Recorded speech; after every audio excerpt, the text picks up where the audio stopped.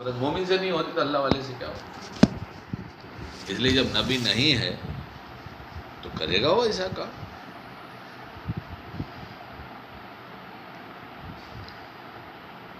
اور یہ اللہ والوں کی غلطیاں یہ ان کے لیے بڑی نافع ہو جاتی ہے،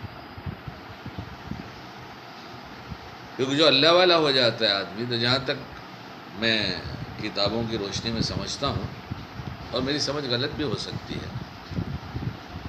اللہ اسے جب اپنا بنا لیتے ہیں تو غلط پر جمنے نہیں دیتے، غلط پر جمنے نہیں دیتے. جیسے سوچ غلط آئی یا عمل غلط ہوا، اس کو اسی وقت سے پچھتا ہے. یعنی یہ ایسی بینائی ہے کہ جیسے سفید کپڑے پر ایک باریک سا ڈاٹ لگ جائے، صرف سوئی کے نوک سے کوئی گندگی لگ جائے، کالا پن لگ جائے، تو لوگوں کو نہیں دکھائی دے گا، لیکن یہ بینائی والے کو دکھائی دے گا. دل کی ایسی گندگی بھی وہ برداشت نہیں کر سکتا. جب دل اللہ اپنے لیے بنا لیتے ہیں تو ایک سوئی کے نوک پر بنا کر اگر کالک لگا دو دل پر، وہ بے چین ہو جائے گا، وہ برداشت ہی نہیں کر سکتا، اس لیے وہ پچھتاتا ہے. یہ کیا ہو گیا؟ اس کے تصور میں تو ایک ہی بات ہوتی ہے، میں نے میرے رب کی ناراضگی کا ہی عمل کر دیا، اور وہ ناراض ہو گئے تو پھر ہمارے پاس کیا بچے گا؟ کیا بچے گا؟ کچھ بھی نہیں رہا، سب لٹ گیا ہمارا. لیکن اس عمل کو کہ ایسا تھا کہ مخلوق نے دیکھ لیا تو مخلوق نے قیمت گھٹانا شروع کر دیا. 60 سال کے بھلے عمل دیکھنے کے بعد 60 سال میں ایک غلطی کوئی ہو گئی، پوری امت 60 سال میں پانی پھیر دیتی ہے، پورے انسان. حالانکہ یہ فطرت اس لیے دی گئی تھی کہ جب تو دوسرے کو برا سمجھتا ہے ایک غلطی پر، تو تیری سینکڑوں غلطیوں پر تجھے کیوں سمجھ نہیں آتا تجھ سے برا کوئی دنیا میں ہے کیا؟ وہاں تو پتہ نہیں کتنی بے چینی ہو جاتی ہے غلطی پر. کیا منافق ہو گیا ہے کیا؟ لوگوں کو دھوکہ دیتا ہے کیا؟ تو خالی اتنی بڑی بڑی باتیں کرتا ہے، تیرا کردار دیکھتا نہیں کیا؟ وہ تو پتہ نہیں کیسے کیسے سوچتا ہے اور مچلتا ہے اور روتا ہے. ظاہر ہے کہ جب ایک دفعہ اگر گناہ پہ توبہ ہو گئی اور گناہ معاف ہو گئے اور اس کے بعد کوئی اتنا سب رود ہو رہا ہے تو اس کے درجات بلند نہیں ہوں گے تو اور کیا ہوگا؟ وہ رونا کسی کھاتے میں تو لکھا جائے گا نا، کیا بس جائے گا وہ؟ اس لیے مومن کی شان تو یہ ہے، اور سب کو دیکھنے کے بعد، سب کچھ دیکھنے کے بعد وہ اپنے ہی کو دیکھتا ہے کہ میں ہی سب سے خراب ہوں. اور جب تک اس رتبے کو اس حال کو نہیں پہنچتا اسے کچھ ملتا نہیں، اسے کچھ ملتا نہیں، بھی خالی ہے وہ. اللہ کرے ہمیں دین سمجھ میں آ جائے، دل سمجھ میں آ جائے، دل کی دنیا سمجھ میں آ جائے. وہ اللہ جو ہر چیز کی خبر رکھتا ہے، ہماری ایک ایک سوچ کی خبر رکھتا ہے، ایک ایک لمحے کی خبر رکھتا ہے، وہ سمجھ میں آ جائے کہ وہ کیسا اللہ ہے اور کیسی خبر رکھنے والا ہے. پھر آدمی باہر کی دنیا ظاہری لباس دیکھتی ہے تو آدمی بن سنور کے نکلتا ہے. باطن کی نگاہ رکھنے والا، باطن پہ نگاہ رکھنے والا اللہ، ہر چیز پہ اس کی نگاہ ہے. لیکن اللہ والوں کو اسی کا سب سے زیادہ احساس رہتا ہے کہ یہ ان کی نگاہ میں ہے، میں ان کی نگاہ میں ہوں، میری سوچ ان کی نگاہ میں ہے، میرے جذبات، میرے خیالات ان کی نگاہ میں ہیں، ان سے کچھ چھپا نہیں ہے. تو اسی میں پڑے رہتے، ان کو کہاں فرصت ہے کہ اس کو دیکھے وہ کیسا ہے، وہ کیسا ہے، وہ کیسا ہے. وہ تو سب پر پیار کی نگاہ ڈالتے ہیں. اور گندا ہے تو میں کہاں یقین کیا ہوں کہ نبی بنا دیا، میں نے کہا ہو تو گندا تو ہوگا، بندہ ہے تو گندگی رہے گی اس کے ساتھ. اس کا ہمارا لینا دینا نہیں. ہمارا 10 بچے برسات کے کیچڑ سے باہر آ کے گلی میں ایک دم آئے جب، تو سب کے بدن پہ کیچڑ تھا. باپ نے 9 کا ہاتھ چھوڑا جو اپنا تھا، اس کا ہاتھ پکڑ لیا کہ تو چل صاف ہو جا.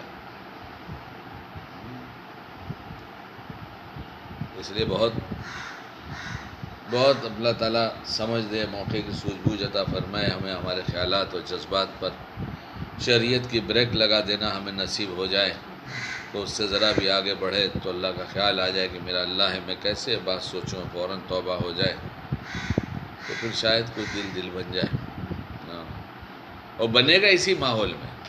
اس ماحول سے ہٹا کے اس کو پارساؤں کے ماحول میں لا کے کھڑا کر دو، تھوڑا ہی بننے والا ہے وہ تو بنے گا وہیں جہاں غلطیاں ہو رہی ہیں، جہاں سب صحیح ہوگا وہ بن ہی نہیں سکتا، جہاں سب غلطیاں ہو رہی ہیں وہیں بنے گا۔ بس ایک مرض اگر لگ گیا کہ میرے سے اچھا کوئی نہیں، تو یہ کہیں بھی نہیں بنے گا، یہ تو کہیں نہیں بنے گا۔ جس دن یہ نگاہ بدل جاتی مفتی صاحب کہ یہ بھی اچھا ہے، وہ بھی اچھا ہے، فلاں بھی اچھا ہے، فلاں بھی اچھا ہے، میری مخالفت نہ ہوتی تو شاید مجھے اتنا سب کرنا نہ پڑتا۔ ہر تھوڑے دن کے بعد ایک کوئی مخالف کھڑا ہو جاتا ہے جس کو محسن سمجھتا ہوں، جس کے لیے دعا کرتا ہوں، اور جو دل کا بوجھ ایک دم ہلکا ہو جاتا ہے تو معلوم ہوتا ہے کہ کوئی چیز رکاوٹ تھی اللہ کے راستے میں، وہ ہٹ گئی۔ تو یہ پتھر آئیں گے، یہ سب بیریئرز آئیں گے، اسے سب دھیرے دھیرے ہٹانا پڑے گا۔ جب یہ ہٹتا جائے گا، ہٹانے کی عادت پڑ جائے گی، تو ہر وہ سوچ جس میں ذرا بھی کدورت دل کو ہوتی ہے کسی لائن سے، وہ فوراً متوجہ کر دیتی، کوئی بات ہے، کوئی بات ہے۔ 40 کی ٹیوب لائٹ جل رہی ہے یا 0 کا بلب جل رہا ہے، نابینا کے لیے کوئی فرق نہیں ہے، اور بینا کے لیے بہت بڑا فرق ہے۔ صحیح بات ہے، غلط ہے؟ اللہ دل کی وہ بینائی دے جس میں پتہ چلتا ہے کہ 40 سے کیا ہو رہا ہے اور 0 سے کیا ہو رہا ہے۔ پھر یہ 40 کی روشنی 0 میں کیوں بدل گئی، ہم نے کیا کر لیا؟ آنکھ میں موتیا تو نہیں ہو گیا دل کی آنکھ میں؟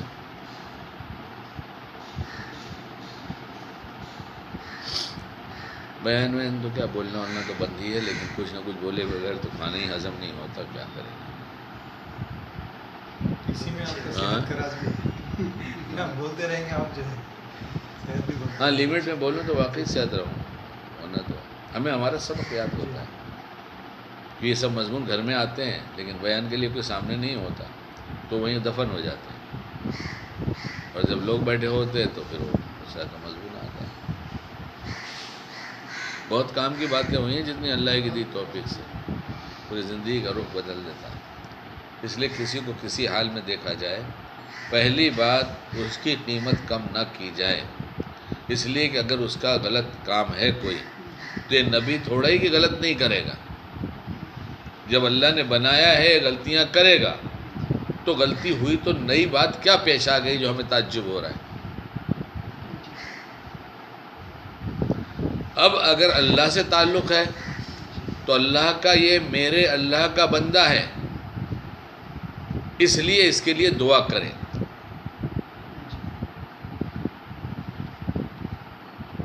میرے اللہ کا بندہ ہے، وہ میرا اللہ ہے، اور جب وہ میرا ہے تو اس کا بندے سے بھی میرا ایک تعلق ہے، اس لیے اس کے لیے دعا کریں۔ دوسری چیز یہ میرے نبی کا امتی ہے صلی اللہ علیہ وسلم، اور میرا نبی کا تعلق ہے، ان کو اس کی زندگی دیکھ کر دکھ ہوتا ہوگا،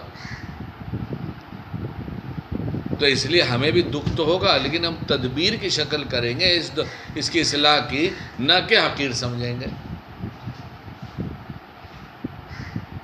کسی ماں نے آج تک اپنے بچے کو جس نے بستر پاخانہ کر دیا ہو حقیر نہیں سمجھا ہے، بلکہ توجہ بڑھ گئی ہے اور فوراً اس کی صفائی کا انتظام ہوا ہے۔ علم ہونے کے بعد 1 منٹ بھی پڑے رہنے نہیں دیا ماں نے، اٹھاؤ اس کو صاف کرو۔ تو یہ علم ہمیں ہو گیا ہے اور ہمیں نبی سے تعلق ہے، تو اس امتی کی محبت ہونی چاہیے کہ نفرت ہونی چاہیے؟ اللہ سے ہمارا تعلق، ہم اللہ سے محبت کرتے ہیں اور اللہ اپنے بندوں سے محبت کرتا ہے، تو اس کے لیے تو ہمیں تو یہی ہونا چاہیے کہ ہمیں محبت بڑھ جانی چاہیے، شفقت بڑھ جانی چاہیے، پیار بڑھ جانا چاہیے، اور اس کی اصلاح کی فکر بڑھ جانا چاہیے، چاہے دعا کے ذریعے، چاہے صدقے کے ذریعے، چاہے زبان کے ذریعے۔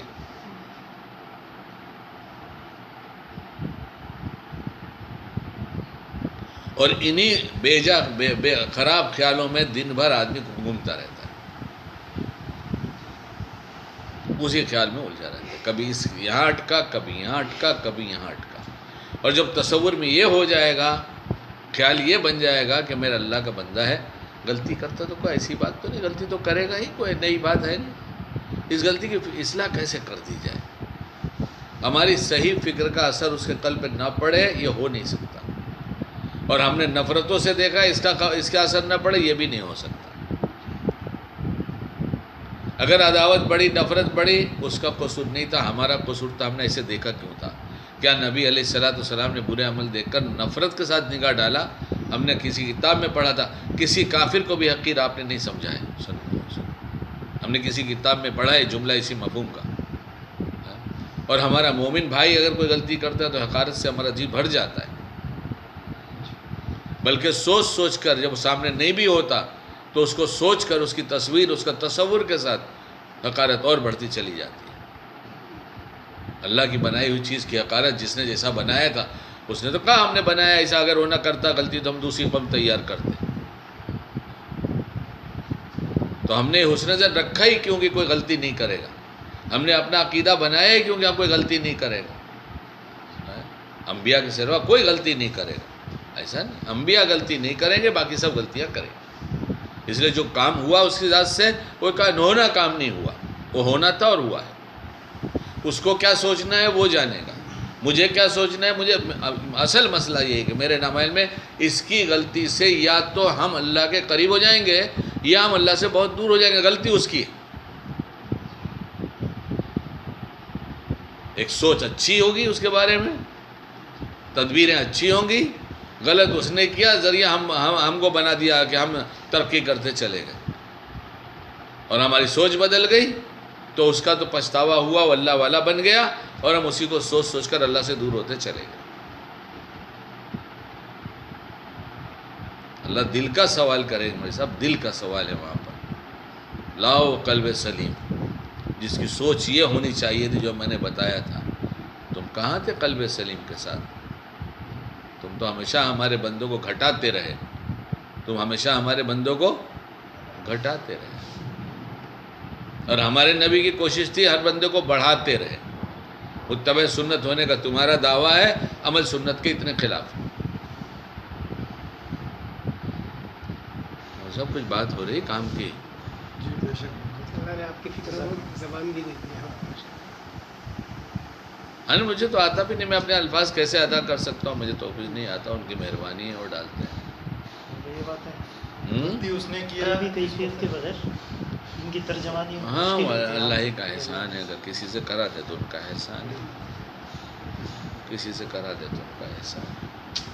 اور یہی بوجھ ہوتا ہے کہ واقعی غیر محسوس کسی کے بارے میں ایسا رہتا ہی ہے دل میں، کسی غلطی سننے میں آ گئی، دیکھ لیا، واقعیتاً ایسا ہوتا ہے۔ آپ نے اس جملے کو بار بار کہا، ہاں مخلوق جو دل میں رہتی ہے دو ہی وجہ سے، دو ہی مخلوق رہتی ہی دو وجہ سے، یا محبت کی وجہ سے رہتی ہے یا عداوت کی وجہ سے رہتی ہے۔